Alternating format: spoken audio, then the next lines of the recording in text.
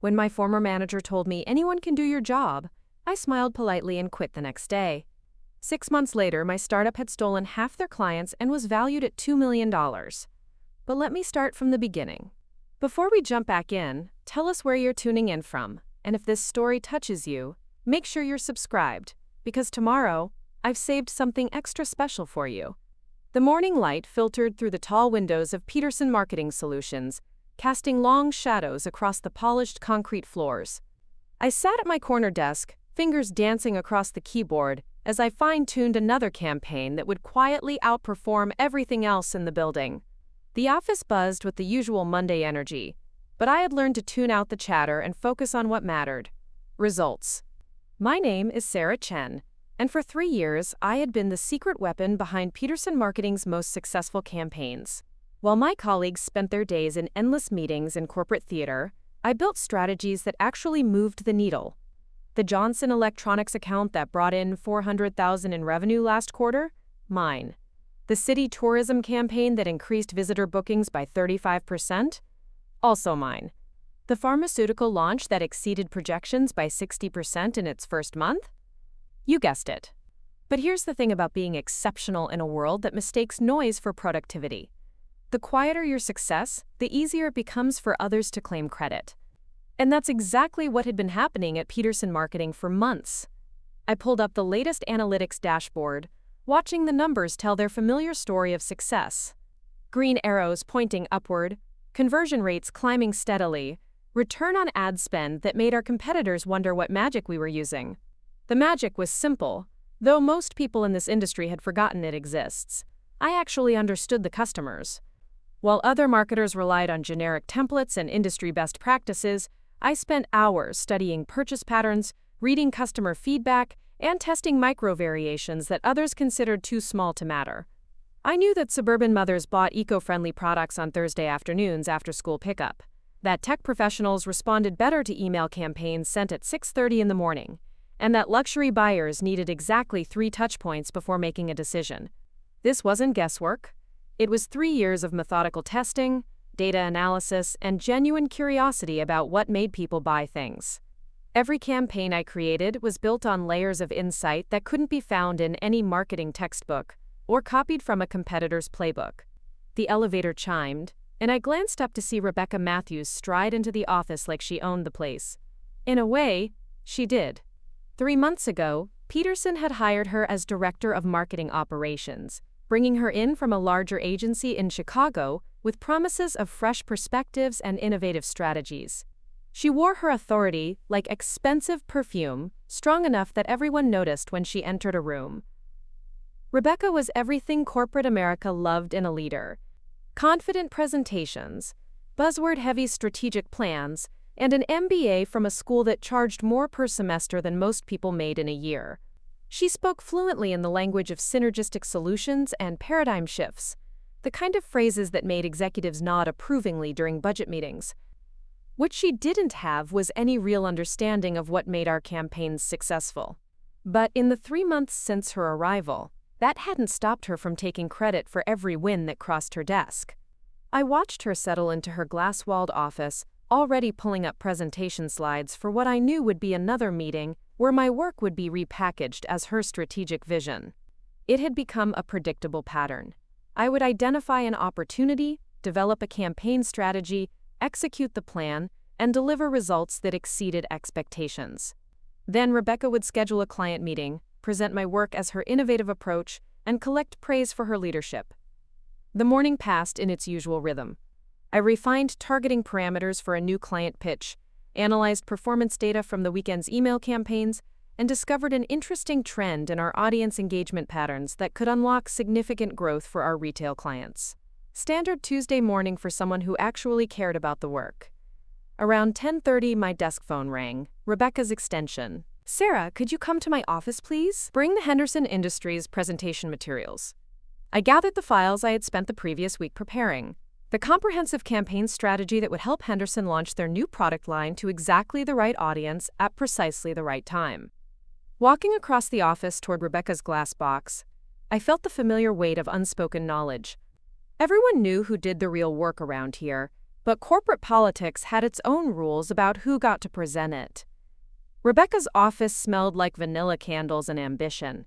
She sat behind her oversized desk, fingers steepled in a pose that probably looked authoritative to people who didn't know better. Behind her, the Henderson presentation was already loaded on her monitor, my work displayed like evidence at a trial. "Close the door and have a seat," she said without looking up from her screen. I obeyed, settling into the uncomfortable modern chair that looked stylish but felt like sitting on cardboard. She spent a long moment scrolling through the presentation slides, nodding as if she were reviewing them for the first time instead of the fifth. Finally, she turned her attention to me, her expression serious in the way that meant someone was about to receive a lecture. "Sarah, I've been thinking about your role here and how we can maximize efficiency across the team." She paused, letting the corporate speak settle in the air between us. "You do solid work, don't get me wrong. But I'm concerned about knowledge hoarding and process bottlenecking. Preparing and narrating this story took us a lot of time, so if you are enjoying it, subscribe to our channel. It means a lot to us." Now back to the story. Knowledge hoarding, process bottlenecking. I almost smiled at the absurdity of it. She was about to criticize me for being too good at my job. "I think you've become too attached to managing every detail of our campaigns," she continued, her voice taking on the tone of a patient teacher explaining something obvious to a slow student. "It's creating inefficiencies. Other team members could be handling much of what you're doing, freeing you up for more strategic initiatives." Strategic initiatives. Another way of saying she wanted to delegate my actual work to junior staff, while keeping me busy with busy work that felt important but delivered no real value. The Henderson presentation, for example? She gestured toward her monitor. "This is exactly the kind of work that any competent marketer could produce. We have talented people on this team who need growth opportunities." There it was, the casual dismissal wrapped in corporate development speak. She was telling me that months of customer research, competitive analysis, and strategic positioning could be handled by anyone with a marketing degree and a PowerPoint license. I kept my expression neutral, nodding slightly as if I were genuinely considering her perspective. But inside, something crystallized with perfect clarity. Rebecca Matthews had no idea what she was talking about, and she was about to learn that lesson in the most expensive way possible. "I understand your point," I said calmly. "You're saying that anyone on the team could develop campaigns like this one." "Exactly." She leaned back in her chair, pleased that I was finally grasping her vision. "Marketing isn't magic, Sarah. It's about following proven frameworks and executing consistently. Any competent professional can do what you're doing if they have the right processes and templates." Proven frameworks. Templates. She might as well have said that anyone could perform surgery if they had the right checklist and a sharp knife. "You know what?" I said, standing up slowly and smoothing my skirt. "You're absolutely right. Anyone can do my job." Her eyebrows rose slightly, surprised by my easy agreement. She had probably expected pushback, defensiveness, maybe even an emotional plea for recognition. Instead, I was giving her exactly what she wanted to hear. "I'm glad you see it that way," she said, her confidence growing. "This is exactly the kind of mature, strategic thinking that will help you grow in your career here."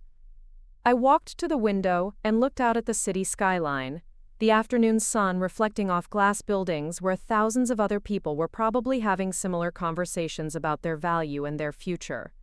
When I turned back to face Rebecca, my decision was already made. "Since anyone can do my job, I think it's time for me to explore other opportunities," I said. "I'll be submitting my resignation this afternoon." The color drained from her face so quickly I thought she might faint. "Sarah, wait. I didn't mean you should quit. I was talking about redistribution of responsibilities, not replacement." But I was already walking toward the door. 2 weeks' notice should be plenty of time for you to prove your point about how replaceable I am. I'm sure the team will do great with the Henderson presentation. I spent the rest of the day documenting my current projects in the most basic terms possible. Campaign objectives, target demographics, scheduled launch dates. The kind of surface-level information that looked comprehensive, but missed every subtle insight that actually made the campaigns effective. Rebecca wanted templates and frameworks. She was about to get exactly that. As I cleaned out my desk that evening, several colleagues stopped by with quiet words of support and genuine surprise. They knew what was really happening, even if they couldn't say it out loud in an office where Rebecca controlled the narrative. "Are you sure about this?" asked Marcus, the graphic designer who had worked on most of my campaigns. "This place is going to fall apart without you." I smiled and zipped up my laptop bag, feeling lighter than I had in months. Sometimes the best way to prove your worth is to let people try to succeed without you.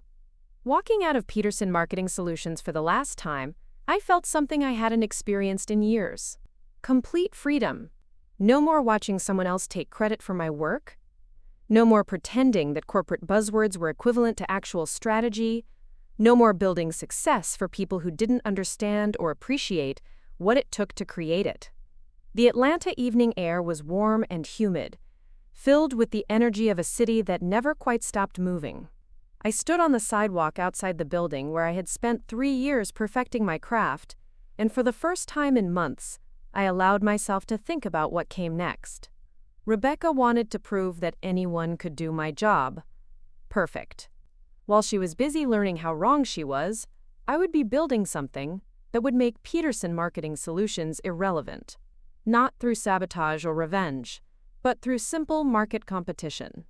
I would take everything I had learned about effective marketing and use it to create campaigns so much better than anything Peterson could produce that clients would have no choice but to notice the difference. The idea that had been forming in the back of my mind for months suddenly crystallized with perfect clarity. I wouldn't just find another job doing the same work for someone else's company. I would build my own agency, one that prioritized results over politics, insight over process, and genuine effectiveness over impressive presentations. As I walked to my car, I was already mentally outlining the business plan that would turn Rebecca's casual dismissal into the most expensive mistake of her career. She had just handed me the motivation and the opportunity to become her biggest competitor. And unlike her, I actually knew how to build marketing campaigns that worked. The next morning, instead of commuting to Peterson Marketing Solutions, I drove to a coffee shop in Virginia Highland with my laptop and a notebook filled with ideas. I ordered a large coffee and found a quiet table near the window, watching Atlanta wake up while I began planning the agency that would change everything. The first decision was the name. Something clean, professional, but memorable.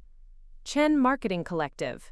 It suggested collaboration without the corporate stuffiness that made Peterson feel like a law firm instead of a creative agency. The second decision was positioning.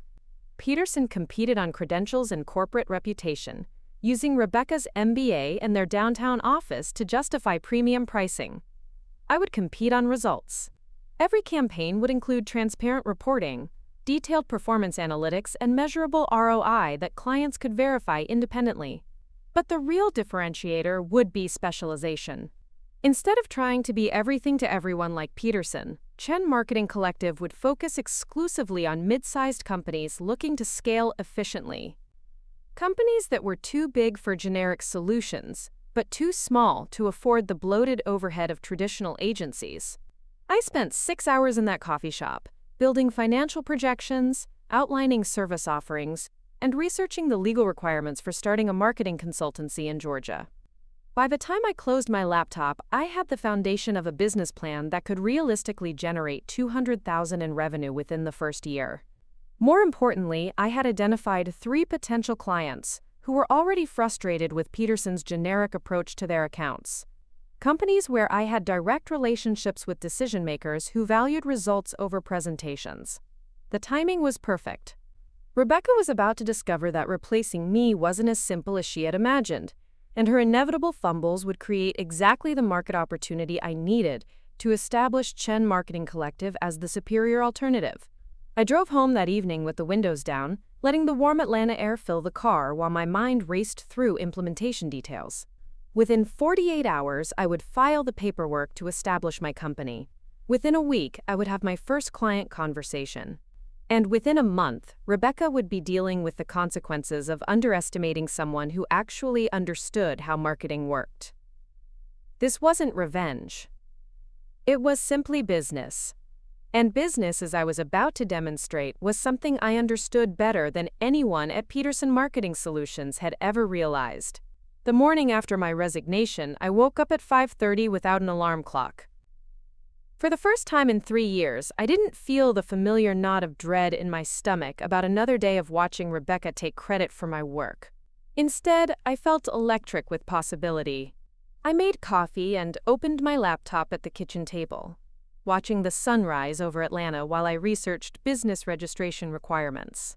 The state of Georgia made it surprisingly straightforward to establish a limited liability company.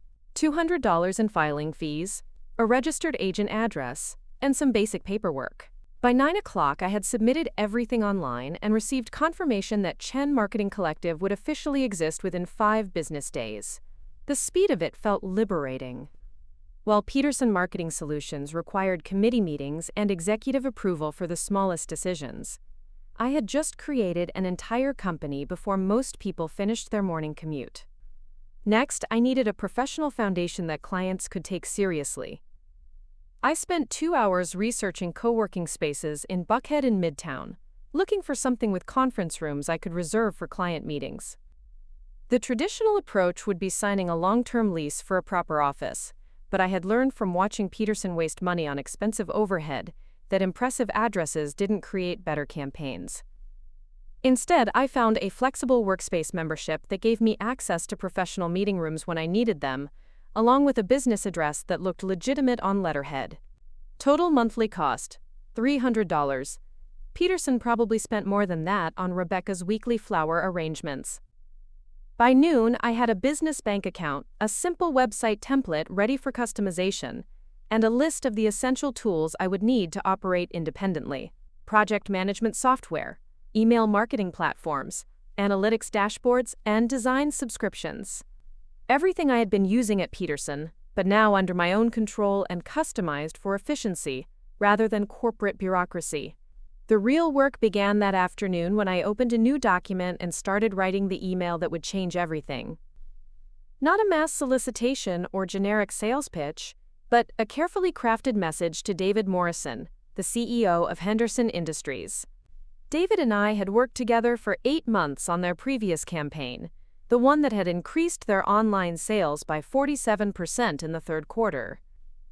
During our strategy sessions, he had made several comments about Peterson's slow response times and bureaucratic approval processes. More importantly, he had specifically praised the detailed customer insights I provided, noting that no other agency had ever shown him data that granular about his buyer personas. The email was simple and direct. I explained that I had left Peterson to start my own consultancy, focused on delivering the kind of personalized attention and strategic depth that larger agencies couldn't provide. I attached a case study of his previous campaign, highlighting specific tactics that had driven his results, along with 3 additional opportunities I had identified for improving his current marketing performance. I didn't criticize Peterson or mention Rebecca by name. I simply positioned Chen Marketing Collective as the evolution of everything that had worked well in our previous collaboration, without the corporate limitations that had slowed down our progress. 47 minutes after I sent the email, my phone rang. "Sarah, this is exactly what I've been hoping for," David said without any preliminary small talk. "Peterson's been driving me crazy with their new process requirements and committee reviews. Last week, it took them 6 days to approve a simple headline change. 6 days for 5 words. Quote, I smiled, remembering the bureaucratic maze that simple decisions had become under Rebecca's leadership. What kind of timeline are you working with for your new product launch? We need to be in market by October 1st. Peterson keeps telling me they're developing a comprehensive strategy, but every time I ask for specifics, they schedule another meeting to discuss the approach to planning the strategy meeting. Classic Rebecca. When you don't understand the actual work, you fill the void with process and meetings that feel productive but accomplish nothing. I can have a complete campaign strategy on your desk by Friday, I said, targeting parameters, creative concepts, media recommendations, and a month-by-month execution timeline. Everything you need to make an informed decision about moving forward. The pause on the other end lasted just long enough for me to wonder if I had been too aggressive. Then David laughed, the sound of someone who had just heard exactly what they needed to hear. Send me a proposal. If it's half as good as the work you did for us last year, you've got the account. I hung up the phone and immediately started outlining the Henderson Industries proposal, but my mind was already racing ahead to the bigger picture. David wasn't just a client, he was proof of concept. If I could deliver exceptional results for Henderson, while Peterson struggled with their bureaucratic approach, other clients would notice the difference. The next 3 days passed in a blur of focused productivity that reminded me why I had fallen in love with marketing in the first place. Without meetings, status updates, and approval processes interrupting my flow, I could think deeply about Henderson's challenges and develop solutions that addressed their actual business needs, rather than fitting their problems into Peterson's standard service packages. I researched their industry trends, analyzed their competitors, recent campaigns, and identified 3 untapped market segments that their current marketing completely ignored. More importantly, I discovered that their main competitor had just launched a campaign with a fatal flaw in their messaging strategy. Henderson could exploit that weakness with the right positioning, potentially capturing market share that their competitor had inadvertently made vulnerable. The proposal I delivered was 32 pages of strategic insight, tactical recommendations, and projected outcomes backed by specific data points. I included detailed buyer personas based on fresh market research, a competitive analysis that revealed actionable opportunities, and a media strategy that would reach their target audience for 40% less cost than their current approach. Most importantly, I included a performance guarantee. If the campaign didn't achieve the promised results within 90 days, Henderson would pay only for the media costs, not my fees. No agency the size of Peterson could afford to make that kind of commitment, but I could because I understood exactly how to deliver the results I was promising. David called me 30 minutes after I emailed the proposal. "This is incredible work, Sarah. How fast can you start?" We signed the contract the next morning. $60,000 for the initial campaign development and execution, with performance bonuses tied to specific conversion milestones. My first client, and already I was earning more per project than Peterson paid me per quarter. But Henderson was just the beginning. That afternoon, I sent similar emails to 2 other former clients who had expressed frustration with Peterson's service. Jennifer Walsh at Meridian Consulting, who had been complaining about delayed campaign launches and poor communication, and Robert Kim at Summit Financial, whose account had been reassigned to a junior account manager after I left, despite his specific requests to continue working with me. Both responded within hours. Jennifer wanted to schedule a call immediately. Robert asked if I could take over their Q4 campaigns before Peterson had a chance to mess them up. By the end of my first week as an independent consultant, I had 3 active client conversations and enough potential revenue to match my entire previous year's salary. More importantly, I was doing work that actually mattered, solving real problems for companies that appreciated strategic thinking over corporate theater. Meanwhile, my former colleagues at Peterson were discovering exactly what Rebecca's replaceable theory looked like in practice.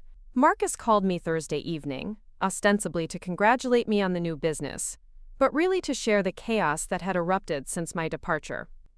"The Henderson presentation was a disaster," he said, his voice heavy with exhaustion. "Rebecca assigned it to Jamie and Tom, but they had no idea what your strategy was actually based on. They basically turned your research into a generic template and presented it like a one-size-fits-all solution."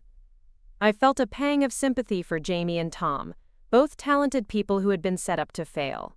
They were good marketers, but they hadn't spent months studying Henderson's customer behavior patterns or identifying the subtle market dynamics that made certain approaches effective. Rebecca had handed them my conclusions without any of the underlying analysis that supported those recommendations. Henderson's team started asking detailed questions about the research methodology and target audience segmentation. Marcus continued. "Jamie and Tom couldn't answer because they didn't know how you had developed the insights. The whole meeting fell apart when Henderson's data analyst pointed out that our demographic assumptions were inconsistent with their customer database. Classic beginner mistake. My original strategy had been based on identifying high-value customer segments that weren't immediately obvious in Henderson's existing data. But without understanding the research process that had revealed those segments, anyone trying to replicate my work would default to the obvious demographics that looked correct on the surface but missed the real opportunity. Is Rebecca panicking yet? I asked, genuinely curious about how she was handling her first major crisis as the person responsible for results instead of presentations. She scheduled an emergency strategy session for Monday morning. The whole team has to spend the weekend rebuilding the Henderson proposal from scratch. I almost felt sorry for my former colleagues, sacrificing their weekend to fix a problem that could have been avoided if Rebecca had actually understood the work before dismissing the person who created it. But this was exactly what needed to happen. Rebecca had made a bet that anyone could do my job, and now she was learning the true cost of that assumption. The following Monday, while Peterson's team was scrambling to salvage their Henderson relationship, I was presenting my campaign strategy to Jennifer Walsh at Meridian Consulting. The contrast couldn't have been more perfect. Jennifer's conference room overlooked downtown Atlanta, all glass and steel and ambitious energy. I had prepared a presentation that addressed her specific business challenges, backed by market research I had conducted over the weekend, and customized to her company's growth objectives. "Sarah, this is exactly what we've been missing," Jennifer said, flipping through the strategy document. "Peterson's team keeps sending us generic proposals that look like they've been copied from other clients. This actually feels like you understand our business." She was right. I had spent time learning about Meridian's industry, studying their competitive landscape, and identifying opportunities that generic marketing approaches would never uncover. The kind of deep work that takes time and expertise, but produces results that justify the investment. "The targeting strategy alone is worth the entire fee," she continued, pointing to a section where I had identified an underserved market segment that her competitors were ignoring. "How did you discover this opportunity?" I explained the research methodology, walking her through the data analysis and customer interviews that had revealed the gap in the market. It was the kind of explanation that demonstrated expertise rather than just claiming it, showing her exactly why my approach would work while her previous agency's generic tactics had produced mediocre results. We signed a contract that afternoon, $45,000 for the initial campaign, with additional projects already planned for the following quarter. 2 clients in 2 weeks, both paying more than Peterson, had been charging them for superior work, delivered faster and with better results. That evening, I sat in my home office reviewing the week's progress and planning the next phase of growth for Chen Marketing Collective. The business was already exceeding my most optimistic projections, but the real opportunity was just becoming clear. Peterson Marketing Solutions was imploding, not because I had sabotaged them, but because Rebecca's fundamental misunderstanding of the business was creating a cascading series of failures. Every client disappointment, every missed deadline, every generic proposal that failed to address specific business needs was proof that she had confused the appearance of marketing with the substance of it. Meanwhile, I was building something that actually worked. A consultancy that delivered measurable results because it was founded on genuine expertise rather than corporate credentials. Clients were starting to notice the difference, and word was spreading through Atlanta's business community that there was finally an alternative to the bloated, bureaucratic agencies that dominated the market. The next 6 weeks passed in a blur of client success and business growth that exceeded every projection I had made. Henderson's campaign launched ahead of schedule and immediately outperformed their previous efforts, generating a 23% increase in qualified leads within the first month. Jennifer's Meridian campaign identified and captured a market segment that her competitors didn't even know existed, resulting in 47 new clients and $600,000 in additional revenue. Robert's Summit Financial Project became a case study in efficiency, delivering results in 6 weeks that Peterson had promised to achieve in 6 months. Every success created referrals, and every referral turned into clients who were tired of agencies that prioritized process over performance. By November, Chen Marketing Collective had 8 active clients, 3 full-time contractors, and a waiting list of companies who wanted to work with the agency that was quietly revolutionizing how marketing services were delivered in Atlanta. More importantly, I was earning more in a month than Peterson had paid me in a quarter, while working fewer hours and producing better results. The business success was satisfying, but the real victory was deeper than financial metrics. I had proven that expertise could triumph over corporate politics, that results mattered more than presentations, and that clients would always choose substance over style when given a real alternative. Rebecca's theory that anyone could do my job had become the foundation of her own failure, while simultaneously creating the market opportunity that allowed me to build something better than anything Peterson could offer.